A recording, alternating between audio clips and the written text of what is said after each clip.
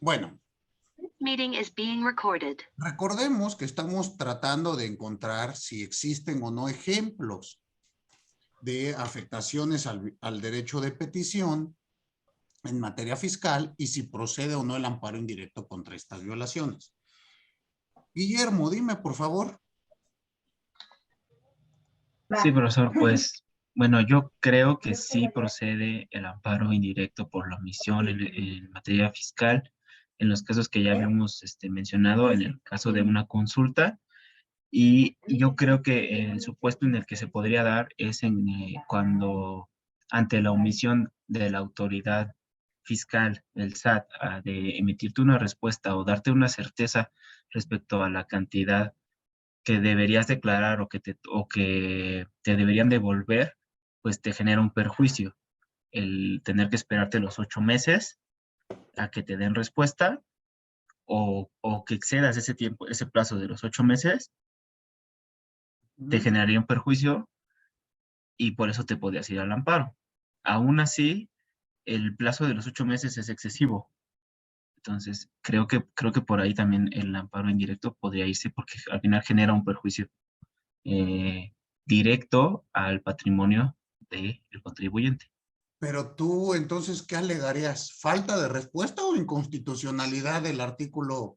No recuerdo ahora. La omisión o la dilación en dar respuesta por parte de la autoridad. Pero si está dentro del plazo que le marca la misma ley de 8 meses, ¿cuál es la dilación? Pero no es breve y me está generando un perjuicio.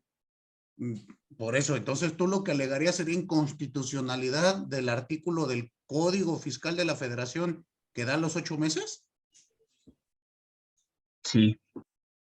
No estamos entonces en el mismo supuesto, porque ahí sería un amparo contra leyes. Ahora, tendría que ser un amparo contra leyes heteroaplicativas. ¿Y cuál es tu primer acto de aplicación? Sí, no, aquí no entra como el primer el acto de aplicación, pero sí me iría ante... Sí, tú ya entendí que quieres meter amparo. Lo que te estoy preguntando es, yo lo veo complicado. Lo que yo quiero que ustedes analicen esto en materia fiscal. ¿Cómo va a ser la aplicación de esto para el campo de lo fiscal? No sé, ¿tú nos das una idea? Bueno, hay que analizarla. Los demás que piensan, qué opinan. Igual, si el plazo excede, o sea, si pasan los 8 meses y aún así no te dan una respuesta, igual sería el mismo supuesto. No, Bueno, ya no estás hablando de que sea inconstitucional el octavo, sino que te excediste del plazo de los 8 meses, pero sí, entonces ahí ya me estás perjudicando. pero a ver, Guillermo, ponme atención. Si pasan los 8 meses, según la ley que te contestaron, Que no, entonces, ¿vas a alegar falta de respuesta?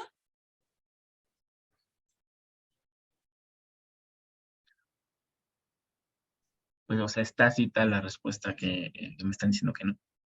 No es tácita, es ficta, Bueno, pero la ley así lo establece. Para que se den cuenta de la aplicación de esto al campo fiscal, que es lo que yo quiero que ustedes analicen, porque en materia administrativa o en otras, pues a veces no tiene tanta complicación. Entonces, bueno, ¿y los demás qué opinan?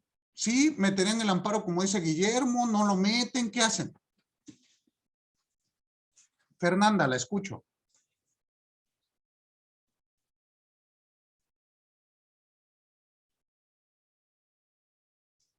Fernanda, ¿me escucha? Hola, Bueno, bueno. Ok, creo que tienes problemas con el audio, Fernanda. En lo que se le corrige su problema de conectividad a Fernanda, ¿alguien más quiere intervenir? Nadie más. Muy bien. Dígame, Alondra. hola, profesor, buenas tardes. Muy buenas tardes. Desde mi punto de vista, no procedería el amparo en este supuesto, porque como tal, o sea, la ley establece que si no me contestan en el tiempo, pues se entiende como negado, y yo considero que no se puede interponer amparo ni como aplicativo ni como heteroaplicativo, autoaplicativo, perdón, o heteroaplicativo, porque la ley sí regula qué es lo que se tiene que hacer en caso de que no se conteste. Entonces, desde mi punto de vista, no se podría interponer un amparo indirecto. Ok, usted dice no puede caber el amparo indirecto en materia fiscal por violación al octavo. Únicamente estamos viendo violación al octavo. Recuerden que para que proceda el amparo indirecto en estos casos, pues tiene que haber alguna afectación a derechos sustantivos. Muy bien, bueno, esta es la opinión de Alondra. Y bueno, si nadie más quiere intervenir, vamos a pasar al siguiente artículo. ¿Ya alguien más tiene alguna opinión? Ninguna. Perfecto.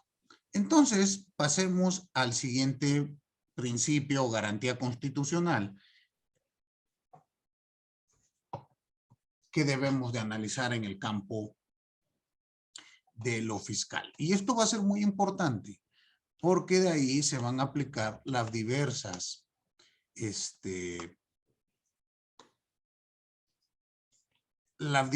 cuestiones para la defensa fiscal en un futuro. Y todas estas deben de tomarse en cuenta al momento de que se expide la contribución y es establecida en ley. Muy bien, bueno. Con relación a las leyes privativas, leyes especiales, tribunales especiales, todo eso ya quedó claro. Muy bien. Veamos entonces el artículo 14 constitucional. Hablemos un poquito de él. Ustedes ya conocen perfectamente y a cabalidad el artículo 14. Únicamente vamos a retomar algunos aspectos del mismo, que son las garantías que se establecen en este artículo. A saber, son 3 distintas garantías que establece el artículo 14. Vamos a ir estudiando una por una para poder analizar esta circunstancia. Ahora, antes de llegar allá, Guillermo, recuerde usted por favor una cuestión importante. Cuando hablamos del aspecto fiscal, de acuerdo con Dino Harash y varios autores, hay que tomar en cuenta que la relación contributiva requiere forzosamente un acertamiento fiscal. Entendamos el acertamiento fiscal como la decisión que toma el ente recaudador con relación a los aspectos o las consecuencias del hecho imponible. Así que existe, bueno, ya sea el hecho imponible o alguna instancia promovida por el contribuyente. En el caso concreto, no existe un acertamiento ficto para que se me declare una determinante de crédito. ¿Estamos de acuerdo? Es decir, cuando se inicia un procedimiento oficioso para determinar si yo debo de pagar o no, siempre va a existir un acertamiento expreso. Polanco debe 500 pesos de impuestos sobre la renta por el ejercicio fiscal 2020. Ese es expreso. ¿Queda claro? Pero lo inicia oficiosamente la autoridad. Quiero hacer esta precisión para que no se preste a dudas. Ahí estoy hablando de procedimientos oficiosos. Recuerden ustedes que un procedimiento oficioso es aquel que realiza la autoridad fiscal para vigilar, determinar o revisar el cumplimiento de obligaciones, en este caso fiscales, por parte del contribuyente. Y así tenemos todas las facultades de comprobación, las visitas domiciliarias, revisiones de gabinete, etcétera, etcétera, etcétera. Ahí debemos de atender a esta circunstancia. Siempre voy a requerir un pronunciamiento, un acertamiento. ¿Entienden ustedes por acertamiento? la decisión que toma la autoridad en un procedimiento.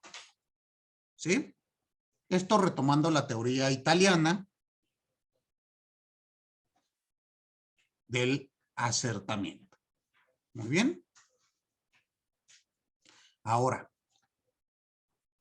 hay que entender que esta cuestión no va a pasar lo mismo cuando sea procedimientos a instancia del contribuyente. Cuando son a instancia del contribuyente, la falta de respuesta puede puede haber un acertamiento igual expreso o puede haber un acertamiento ficto. ¿Queda claro? ¿Por qué no tácito, Guillermo? Porque cuando hablamos de aceptación tácita, estamos en teoría civil, propiamente en contratos. ¿Sí queda claro? Y aquí no tenemos nunca un contrato con la autoridad. Lo que habrá es una negativa ficta. La respuesta es, en materia de acertamiento fiscal, siempre lo ficto será de manera negativa. No hay positivo. No hay aceptación. Entonces, así va a ocurrir el acertamiento en este lado. Ahora, el acertamiento de negativa ficta ¿te puede deparar perjuicio? Claro. Pero hay que impugnarlo por los cauces legales. ¿Cuáles serán? O revocación, recurso de revocación o juicio de nulidad. Por el principio de definitividad no podremos acudir en amparo indirecto contra una negativa. De tal modo que en materia fiscal no existe el silencio. La respuesta ficta será, te dije que no. Y por lo tanto, lo que nos comentó fue Alondra, la que nos dio su parecer. La señorita Alondra, bueno, a mí me comulgo con ella, salvo que ustedes tengan algo diverso que manifestar, que yo no esté bien, pero debe de ser en este aspecto. Al respecto ya profundizaremos más cuando me toque estudiar con ustedes procedimientos ante tribunales federales, ¿no? Ya ahí veremos un poquito estas cuestiones en la unidad de amparo. Muy bien, pero pues, de momento ahorita no lo quería dejar pasar. ¿Quedó claro esto que expliqué? Perfectísimo. Muy bien. Entonces decía, regresando al 14 de la Constitución Federal. El artículo 14 de la Constitución Federal, vamos a entender que tiene 3 garantías en su texto, que vamos a ir leyendo poco a poco. La primera garantía es la irretroactividad de la ley. Está en el primer párrafo del 14. La segunda garantía es la garantía de audiencia, establecida por el párrafo segundo. Y la tercera garantía es la de legalidad, establecida en los párrafos tercero y cuarto. ¿Queda claro? Ya después, por favor, recuérdenme la siguiente clase que les platique un poquito de las garantías del artículo primero constitucional, que creo que ese no lo toqué aquí, ¿o sí?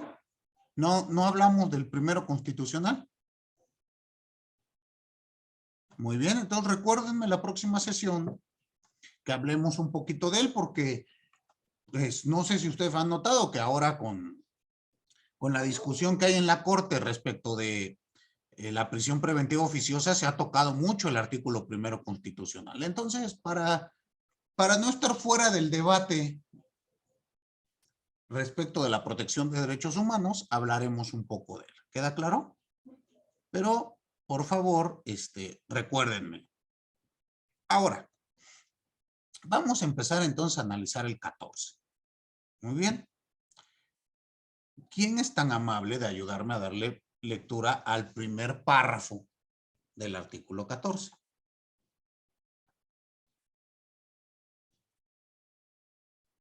Aquí lo tengo. Permítame. Por favor, Daniela. Artículo 14. A ninguna ley se dará efecto retroactivo en perjuicio de persona alguna. Nadie podrá ser privado de la libertad o de sus propiedades, posesiones o derechos, sino mediante juicio seguido ante los tribunales previamente establecidos, en el que se cumplan las formalidades esenciales del procedimiento y conforme a las leyes expedidas con anterioridad al hecho. Muy bien. Entonces, aquí veamos este primer aspecto. A ninguna ley se le dará efecto retroactivo en perjuicio de persona alguna. Y esto es irretroactividad de la norma, que es la garantía que me interesa analizar. Después vienen otras garantías que de igual modo son aplicables en materia fiscal, pero enfoquémonos ahorita en este primer aspecto de las contribuciones. Porque el debido proceso, lo que leyó después Daniela, pues ya lo estudiaremos en el aspecto procedimental. Ahorita veamos un poquito lo sustantivo. ¿Qué quiere decir esto? Que ninguna ninguna norma fiscal me la pueden aplicar de manera retroactiva. Es decir, siempre que se quiera o que se tenga que generar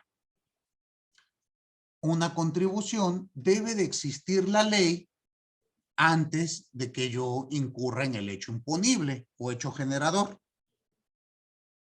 Pensemos que mañana se expide una ley donde diga, no sé, voy a inventar, todos los alumnos que tomen clase de Zoom con Polanco deberán de pagar, no sé, 100 pesos diarios. Y nos lo quieren aplicar desde que empezó nuestro semestre. ¿Qué le contestarían ustedes a la autoridad? ¿O a partir de qué momento tendríamos que analizar esto?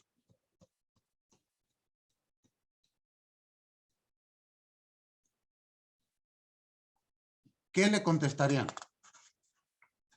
Sí, pues que el hecho generador sucedió previo a que se iniciara la vigencia de la ley. Entonces no nos sería aplicable en este momento. Ok, no nos va a ser aplicable todo lo que ya ocurrió. Pero a partir de que entre en vigor e incurramos en el hecho generador, tendremos que pagar. ¿Están de acuerdo?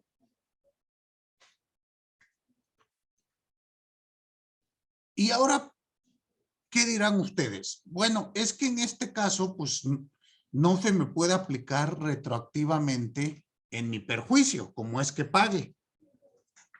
Y en el caso contrario, ¿se podrá aplicar retroactivamente una ley fiscal en beneficio?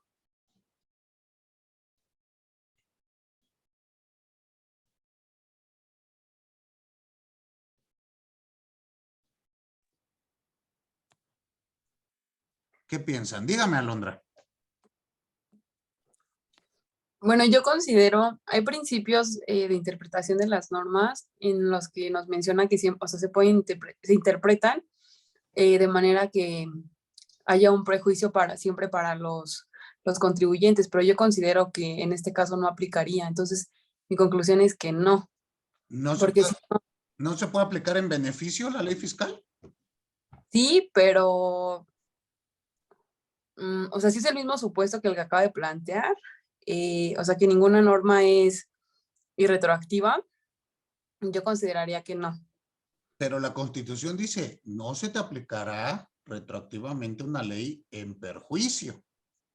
Y en beneficio sí, ¿no? A ver, piensen ustedes el ejemplo que daba de la prisión preventiva oficiosa. Si esta es declarada inconstitucional, si estoy defendiendo a una persona que lleva 3 años en prisión preventiva, puedo ir y decir, en virtud de que fue declarado inconstitucional, la inconstitucionalidad de la figura, solicito retroactivamente se le aplique en su beneficio. O un ejemplo similar puede ocurrir en materia fiscal. Bueno, en el ámbito netamente fiscal. No me van a decir, pues sí, maestro, en materia penal fiscal, si se deroga un tipo penal, pues ya no hay problema. Pero únicamente en el ámbito fiscal, ¿qué piensan?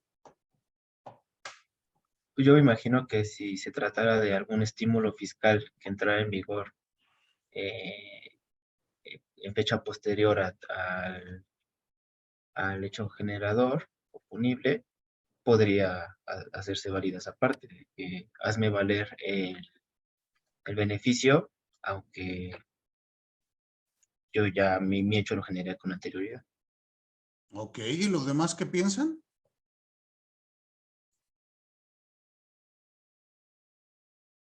Sí, creo que es cierto. También es así que un ejemplo aplicable podría ser justamente la Gaceta del 6 de junio del gobierno de la ciudad, ¿no? Que es respecto del predial y alguna especie de exención, me parece. Ujú. Pese a que fue publicado el 6 de junio, es aplicable a todo el año, ¿no? Quizá esa podría ser una. Pero ahí se está estableciendo una especie de condonación, ¿no? Sí, es correcto. Y entonces, ¿yo de qué estoy hablando? ¿De Norma. leyes? Ok. ¿Qué opinan? Fernanda me dice que sí, sí, ¿no? ¿Y en cuál sería el ejemplo, Fernanda? Nos dice, si en el inicio de facultad de comprobación, cuando se establezca que se pueda llegar o acudir a un acuerdo conclusivo antes de que se dicte el acta final, pero ¿de qué manera sería aplicada retroactivamente la ley? Alexis, dime.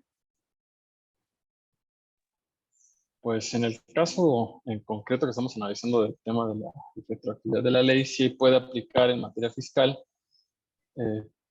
porque un ejemplo, o para sustentar un ejemplo en este tema, es la, no condonación, se me fue la palabra. Espérame, es que la tenía. Ok, ok. No es acreditación, no me acuerdo, se me fue ahorita justamente que estaba tratando de analizar el ejemplo. Ok, ok. Deme un segundo. Pero nuevamente les suplico que analicen qué están estudiando. ¿Qué no están ustedes en una especialidad en fiscal? Las reglas que me están diciendo son aplicables a otras ramas del saber jurídico. Piensen ustedes lo siguiente, miren, las leyes contributivas solo son aplicables a situaciones que se realicen con posterioridad a su vigencia. ¿En eso estamos de acuerdo todos y todas?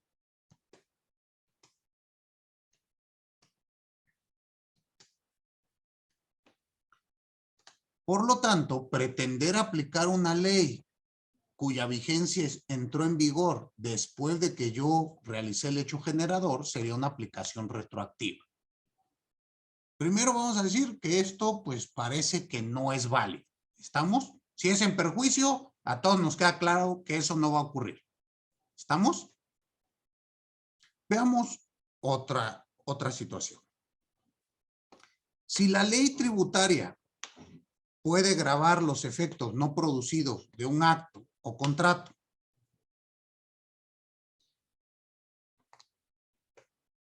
porque sean de realización futura, vamos a entender que estos, una vez que se han realizado, les va a ser aplicado el hecho generador. Bueno, les va a ser aplicada la norma fiscal cuando ocurra el hecho general. Pensemos, yo hago licitación pública y obtengo, no sé, para construir N cosas.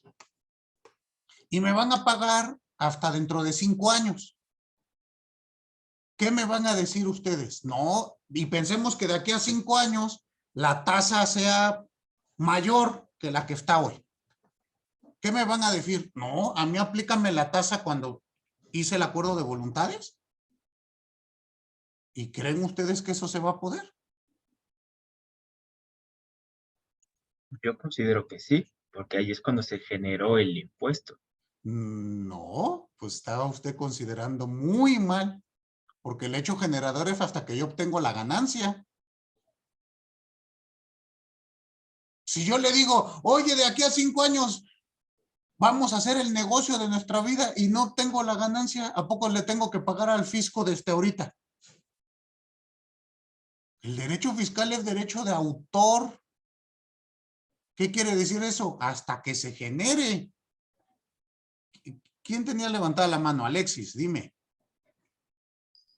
Ya me acordé, perdón. Que un ejemplo muy claro del tema de irretroactividad de la ley en materia fiscal es lo que pasó en una reforma al Código Fiscal y a la ley del impuesto sobre la renta, de la compensación universal. Antes se podía compensar entre impuestos a partir, supongamos, de 2020 o 2018, me parece. Era, si yo tenía un saldo a favor en ISR, pero un saldo a favor de 100 pesos de ISR y una deuda de IVA, yo podía compensar esos dos impuestos, ¿no? Pero cuando pasó la reforma, pues obviamente quitaron eso de la compensación universal, en el sentido de que solo se van a poder compensar entre mismos impuestos. Por lo tanto, si yo tengo todavía, o si yo tenía un saldo a favor durante el ejercicio fiscal o alguna multa que deba de pagar por cuestiones de IVA o ISR, anteriores a esa reforma, pues obviamente sí las puedo aplicar. Posteriormente a esa anualidad o ese ejercicio fiscal ya no puedo aplicar esa compensación entre dos impuestos diferentes. Ok, pero dirías entonces que se te aplique retroactivamente la compensación universal. Solamente del ejercicio fiscal que ocurrió o que pasó. Ah, bueno, en ese caso, pero no estamos hablando de que te estén aplicando retroactivamente nada, porque lo que rige ese ejercicio fiscal es la norma vigente al momento del hecho generador. Exactamente. Exacto. Hay que analizar que en materia fiscal no opera la retroactividad ni en beneficio. Por eso les digo, ubiquen que estamos hablando de derecho fiscal. Piensen ustedes lo siguiente. Las modificaciones a los elementos esenciales de las contribuciones solo son aplicables a hechos generadores realizados después de las reformas, no antes. No importa si usted considera que le beneficiaba más el anterior o le beneficia más el nuevo. ¿Sí queda claro? Aquí, si se reforma la ley, vamos a inventar lo que está diciendo Alex.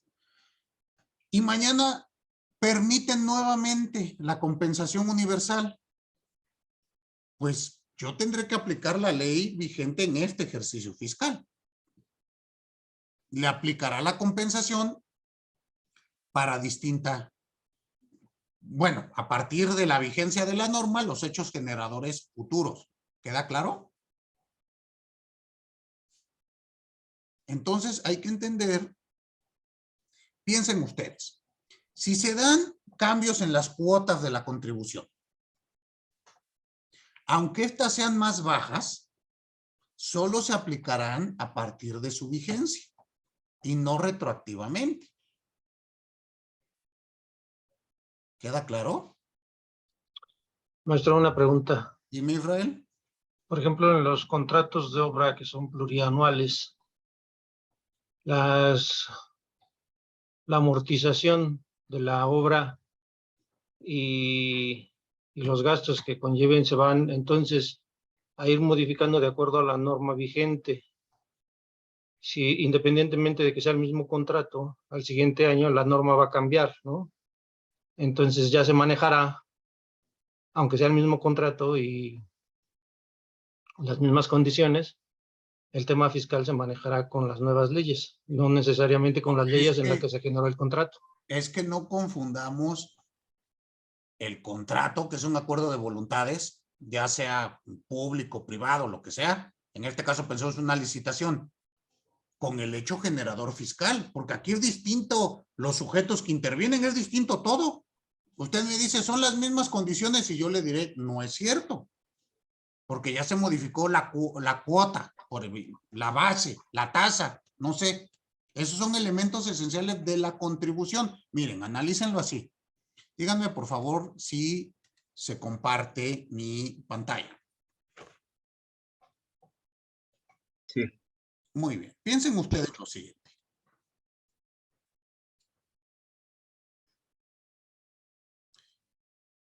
Piensen lo que nos decía nuestro compañero. Piensen en un contrato X. Aquí vamos a tener, obviamente, un contrato de obra pública, ¿no? Multianual y demás. Aquí tenemos, en este circulito, piensen ustedes la voluntad de un sujeto. En este caso, el prestador del servicio, digámoslo así.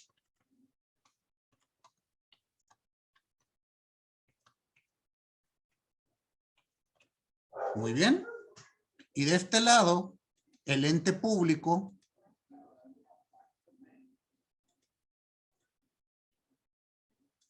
que requiere dicho servicio. Pero siempre será un ente público.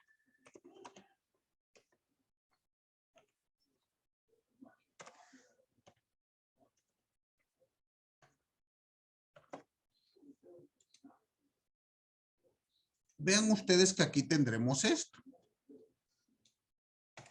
Un acuerdo de voluntades. Y aquí, en este acuerdo de voluntades, que podrá ser establecido en un contrato, en una licitación, una adjudicación, lo que sean, se establecerán, piensen ustedes, fechas de pago,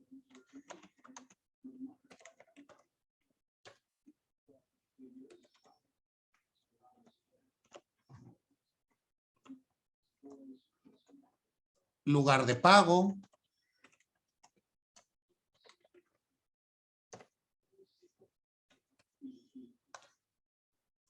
precio de la obra, bueno, del servicio,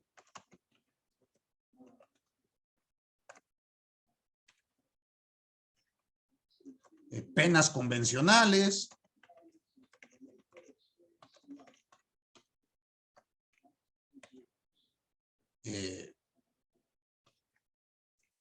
etcétera, ¿no? Estos serían los elementos, Israel, con los que tú contrataste. ¿Está de acuerdo? Pero es muy distinto esto, y usted me diría con justa medida, pues no ha cambiado nada de lo que yo pacté. Incluso usted puede decir, si la obra se pactó en dólares, pues podemos establecer a qué tipo de tasa se me va a pagar. ¿A la vigente al momento de aquí a 5 años o a la vigente en este año? Todo eso está establecido ahí en ese contrato, pero dense cuenta usted que el fenómeno que nosotros estamos analizando es otro.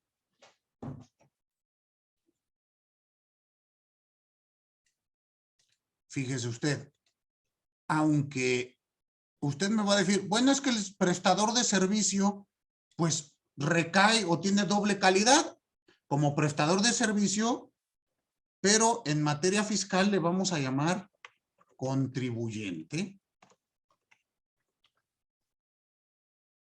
Pero es el mismo, es el que va a ir y realizar la obra, hacer el servicio, lo que sea.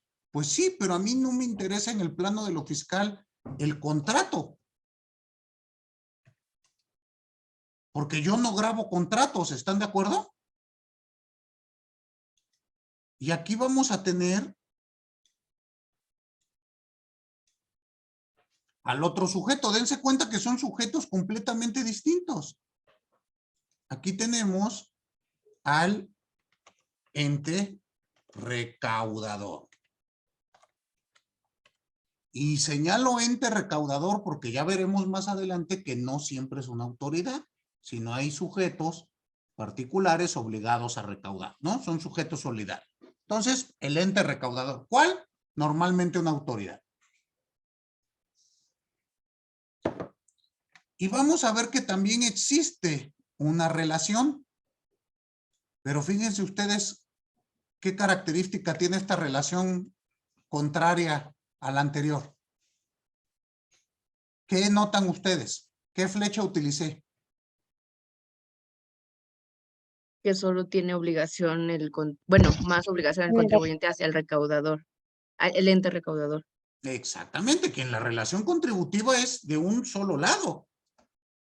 Yo no le puedo decir al ente recaudador, no, no te pago hasta que me acredites en qué se va a usar esto. ¿Están de acuerdo? Yo ya soy un sujeto obligado. Ahora, esto que pasa aquí, este nexo,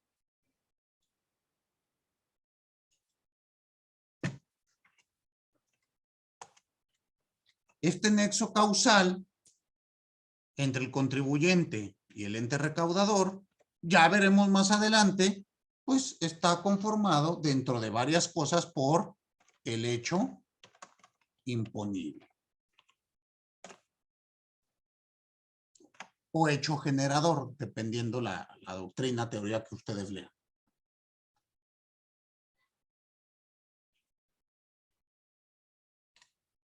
Pero dense cuenta, a lo que voy yo es, para que exista un hecho imponible, tiene que estar previamente establecido en ley fiscal y estar vigente antes de que yo incurra en él. De otro modo, no generará la obligación fiscal. ¿Queda claro? Todo esto que estamos viendo aquí son elementos de la obligación fiscal. Muy bien. ¿Puedo dejar de compartir mi pantalla? Sí, gracias. Entonces, a modo de conclusión, vamos a decir que en el aspecto sustantivo, las contribuciones no opera la retroactividad ni siquiera en beneficio del contribuyente. ¿Queda claro?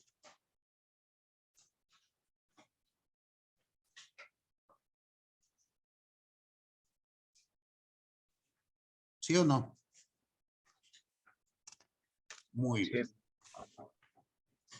Ahora, veamos entonces la siguiente garantía que establece el 14. ¿Cuál quedamos que es? Derecho de audiencia. La garantía de audiencia que lo leímos. Bueno, ayúdenme dándole lectura en el párrafo donde dice, nadie podrá ser privado.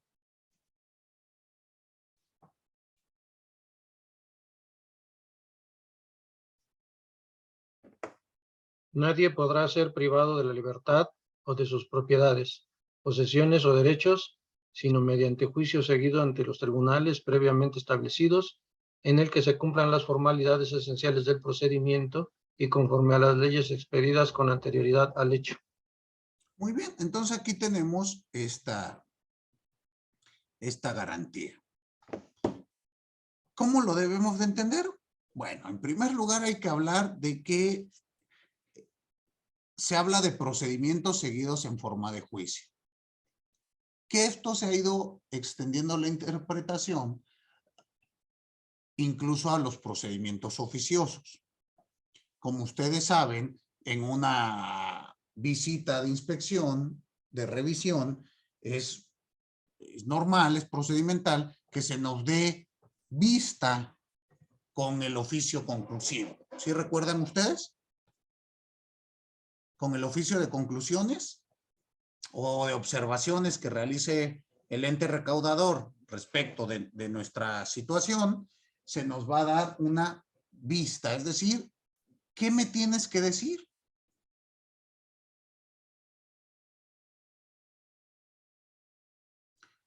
Para que ustedes, la garantía de audiencia vamos a entenderla como la garantía de contradecir. Es parte de un derecho a la defensa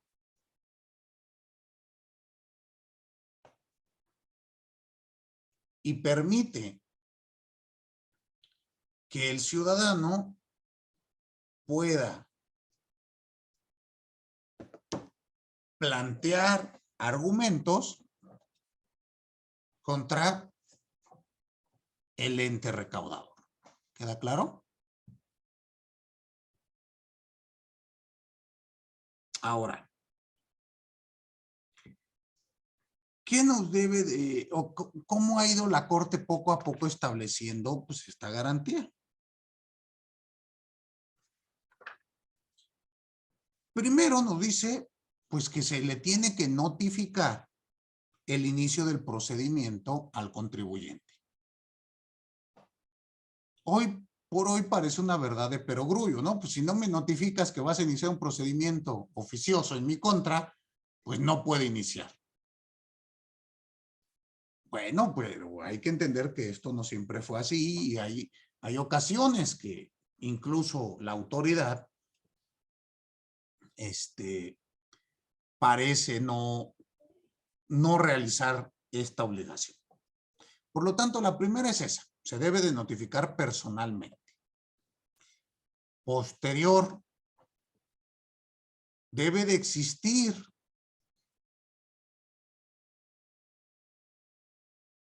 en el procedimiento una fase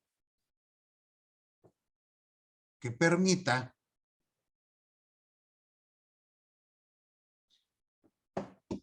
al contribuyente o al sujeto revisado la oportunidad de ofrecer y desahogar pruebas.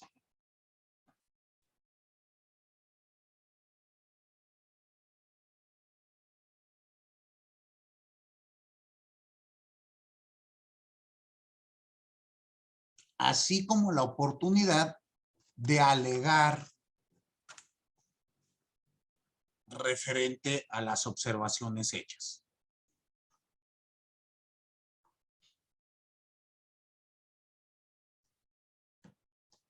Y el último aspecto de esta garantía es que en el dictado de la resolución se diriman las cuestiones debatidas.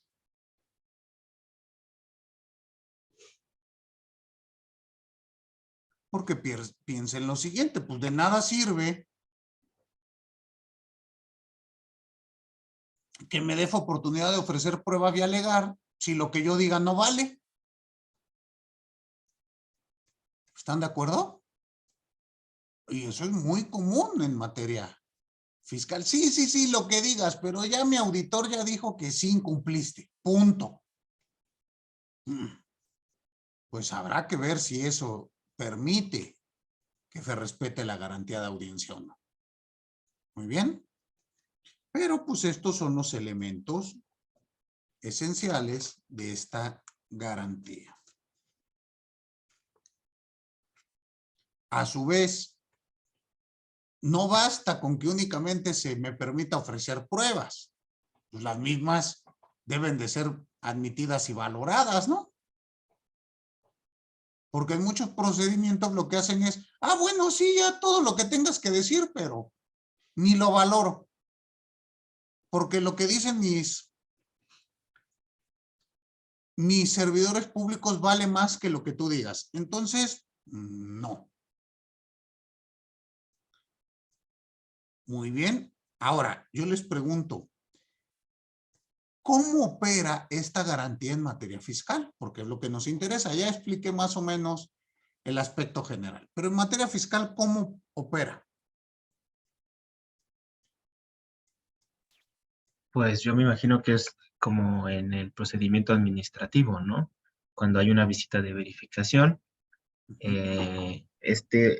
oficio en el que se te da la oportunidad de ofrecer, normalmente está en el plazo de 5 días, tus manifestaciones ofreciendo pruebas y alegatos para que se inicie el procedimiento administrativo. Ok. ¿Y los demás qué piensan? Alondra. Bueno, yo opino que, bueno, por ejemplo, cuando hay facultades de comprobación, un ejemplo sería, no sé, en el acta, bueno, en visita domiciliaria, antes de que se establezca como tal el acta final, dan un plazo a los contribuyentes para que puedan desvirtuar los hechos que se han encontrado, o en la revisión de gabinete también. Ok, pero entonces en esos casos sí. Sí habría garantía de audiencia, pero en los demás casos. A ver, piensen lo siguiente. No sé, Claudia, pensemos lo siguiente. Usted recibe ingresos. ¿Ok? El día de hoy. Pasa el día 17 y no me lo declara. Pensemos que yo soy ente recaudador. Y yo le emito una determinante decreto fiscal. ¿Usted al impugnarla va a decir que no le di garantía de audiencia?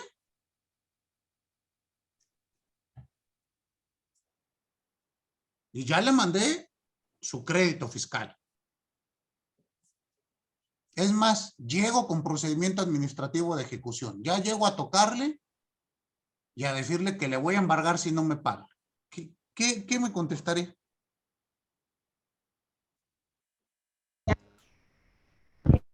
Pues sí, o sea, como contribuyente sí lo haría valer, pero pues como autoridad no aplicaría porque soy debidamente, digamos, notificada de los plazos que tengo para cumplir con la obligación. Y pues si no lo cumplen esos plazos, como contribuyente sí podría, digamos, pues hacer valer esa parte o mis derechos en cuanto a que pues estoy cumpliendo o mis argumentos de por qué lo estoy presentando, pero pues sí serían extemporáneos porque la ley así. Ok, pero bueno, yo sé que usted me va a decir, Claudia, yo soy abogada y los abogados tenemos que decir, aunque sea tonterías, pero hay que llenar hojas. Pero para que no se exhiban ante la autoridad, ¿van a llegar a decir eso? ¿Qué piensan? Ahí, en este caso en particular que yo digo, ¿aplica la garantía de audiencia en materia impositiva? Recuerden que estamos en fiscal. ¿Qué piensan? Sí, no, o sea, como ya se ha establecido, ya no hay como posibilidad porque justamente eh, es como menciona impositivo, entonces no, digamos que hay advertencia o es que existen los plazos previamente establecidos para cumplir con la... ¿Con la obligación? No se estaría violando la garantía. Ok. Mariana, dígame. María, Perdón. profesor. María, Sí. perdón. Bueno, yo considero que no aplica la garantía de audiencia en materia fiscal porque sería como someter a consulta pues, de los contribuyentes si se puede aplicar un impuesto o no. Entonces, o sea, yo considero que sí hay en algún momento en que los contribuyentes son escuchados, pero pues es de carácter posterior a que ya se dio a que ya se impusieron, o sea, no antes de que se impongan, no sé si me di a entender. Claro que sí, justo es esto. Dime, Israel.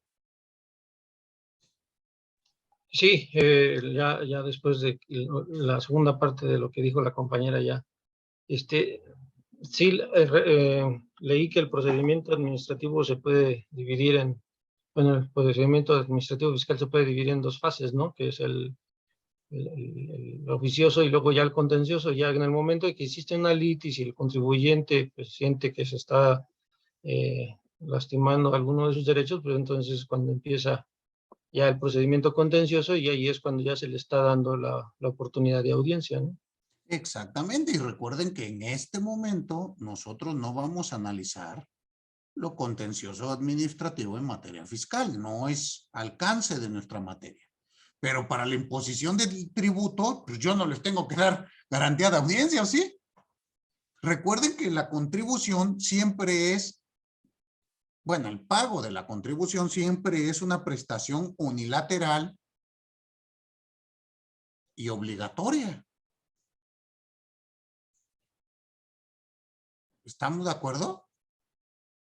Pues, ¿quién tiene la obligación de pagar? El contribuyente, punto, se acabó. ¿Qué? ¿Te voy a dar garantía de audiencia para que me digas qué? No, fíjate que yo creo que no tengo que pagar. Ah, no estás de acuerdo en el monto. O que tú no tuviste el hecho imponible. O cualquier circunstancia, bueno, eso lo tendremos que discutir en diverso procedimiento. Pero ya cuando está la determinante de crédito, por eso ya ven que les platicaba hace un momento, hay procedimientos oficiosos donde se emiten acertamientos y hay procedimientos a instancia del contribuyente donde también se emiten acertamientos. Son dos distintos. ¿Queda claro?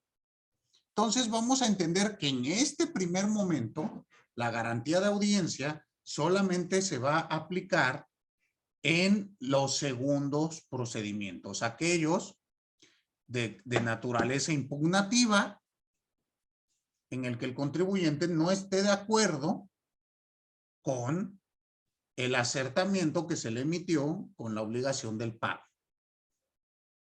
¿Queda claro? Por cuanto hace a las determinantes de crédito, no serán impugnables vía, bueno, perdón, no es necesario la garantía de audiencia. Dime, Alexis. Maestro, yo quiero hacerle un comentario, pero espero que no, o sea, va a sonar, bueno, espero que no me odie por esto. A ver. Respecto al principio, yo sé que no es de este principio de audiencia, sino es de retroactividad. Yo yo le había comentado que sí podía ser retroactiva, pero no lo había materializado bien. Entonces, sé que hay una excepción a ese principio en materia fiscal en cuanto a las multas o infracciones que se cometen en materia fiscal. Y la excepción está en el artículo 70, cuando dice que cuando la ley sea modificada posteriormente mediante reforma al procedimiento, las autoridades fiscales aplicarán la multa que resulte menor entre la existente en el momento en que se cometió la infracción y la multa vigente en el momento de su imposición. Por lo tanto, consideraría que sí aplicaría de una forma muy pequeña este principio de irretroactividad, o al menos sería una excepción. De retroactividad.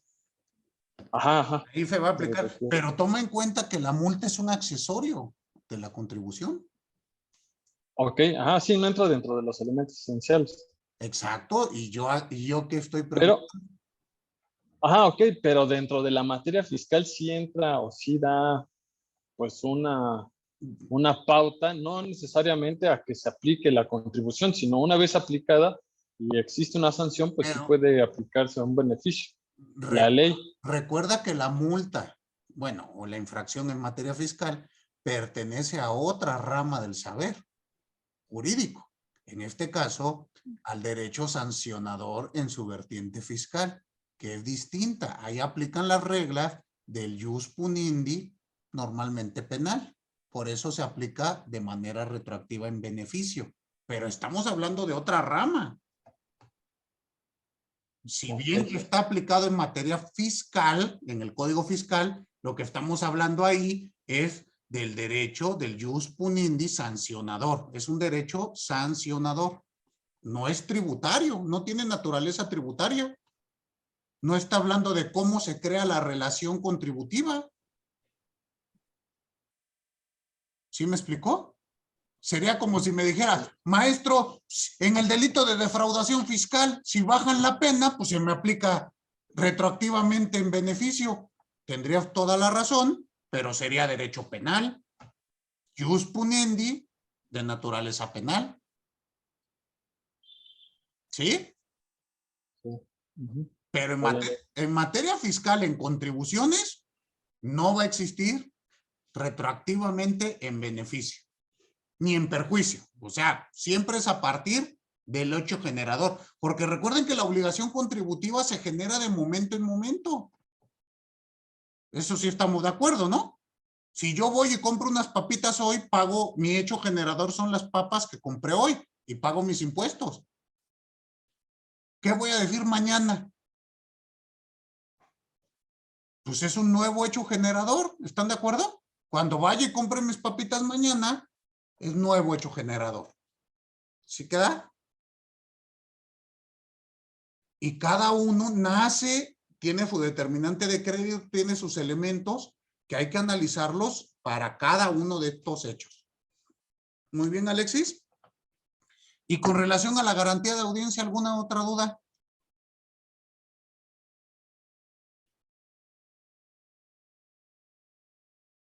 ¿Ninguna?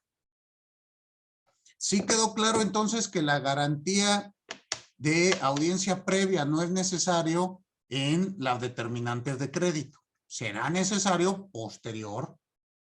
Bueno, ¿cuáles son las dos excepciones para una determinante de crédito donde sí vamos a necesitar garantía de audiencia? Las que ustedes acertadamente han señalado. Que el propio código las establece. Visita domiciliaria.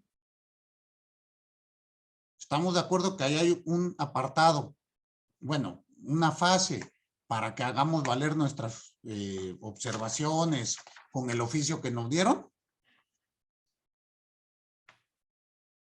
Entonces, esa sería la excepción. Muy bien.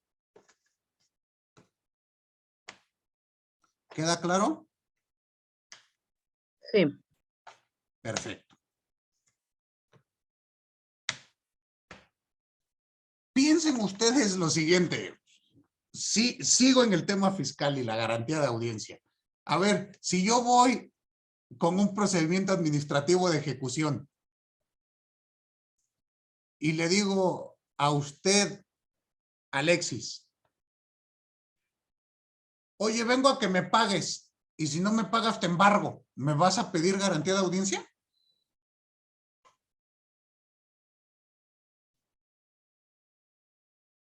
¿Qué piensas? Está apagado tu micrófono.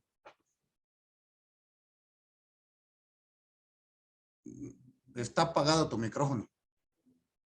O yo no te escucho, no sé si soy solo yo. No. No, sí está apagado el micrófono. ¿No sirve tu micrófono, Alexis, o no te escucho? No sé qué pasa. Pero pensémoslo, Aldair, perdón. Hoy andan mal mis binoculares porque les ando cambiando el nombre. Aldair, dime por favor, en el mismo ejemplo que doy, ¿crees que ahí cabe la garantía de audiencia o qué piensas? Yo creo que no, ¿Por qué? pero Ajá.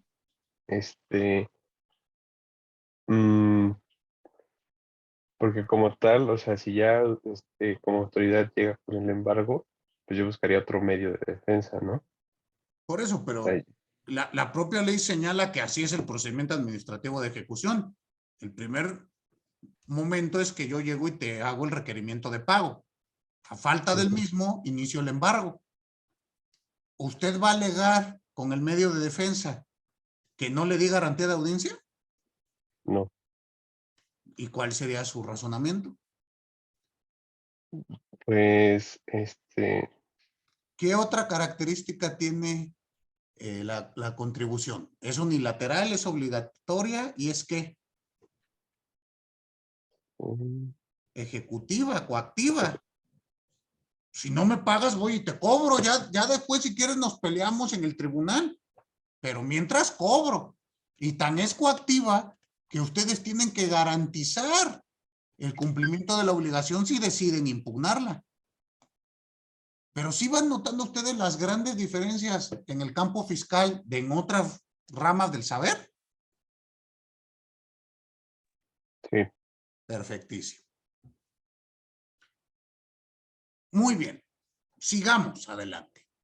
Veamos la siguiente garantía. ¿Cuál es la que sigue? ¿La de legalidad? La de legalidad. Esta creo que ya la hemos platicado, ¿no? Pues, ¿cómo la vamos a entender? Piensen ustedes. Bueno, leamos por favor el tercer párrafo y el cuarto de la Constitución para que analicemos estos aspectos. ¿Quién me ayuda a darle lectura? Empecemos con el tercer párrafo.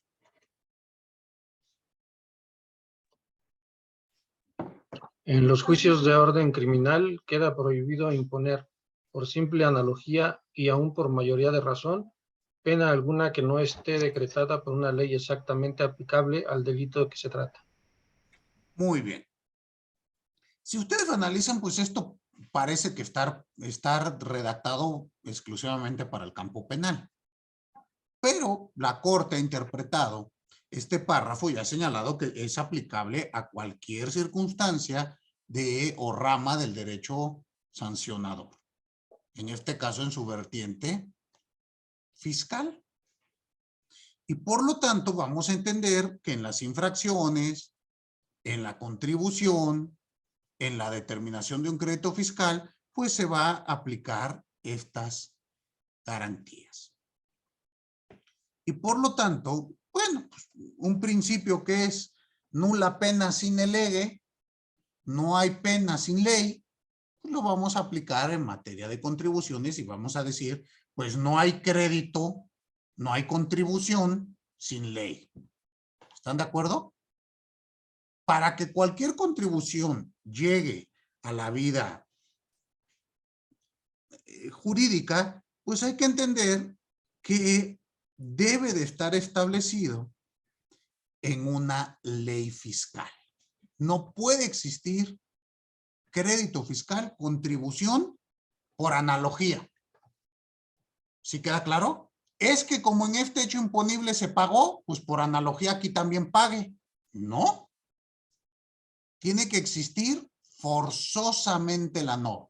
¿Queda claro? Entonces, bueno, y esta norma debe de estar establecida en ley. Lo mismo ocurrirá tanto el crédito fiscal como en el caso de las infracciones. Y dense cuenta que aquí, Alexis, aplica lo que tú me decías. Ya en el tema de infracciones, recuerden que es un tema diverso que la creación del crédito fiscal. Incluso, ayúdenme a darle lectura al artículo 91 del Código Fiscal de la Federación, por favor.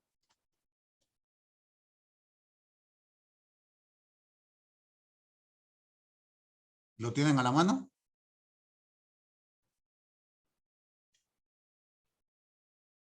Sí.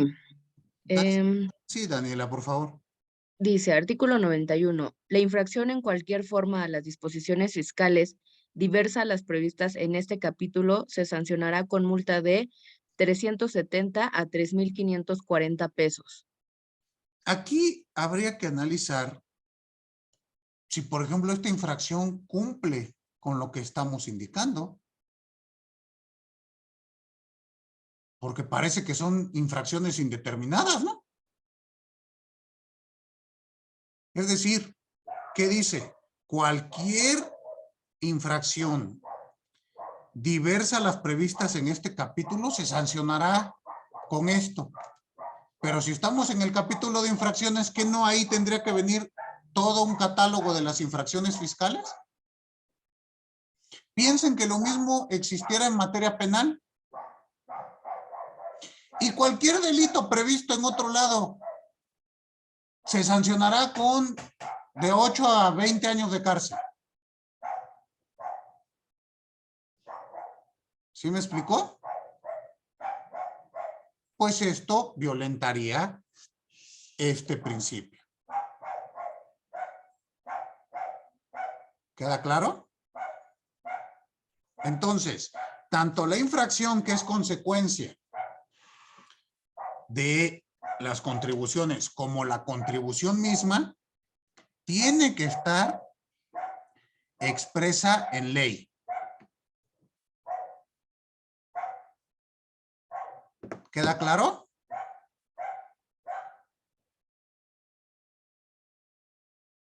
¿Alguna duda con este principio de legalidad?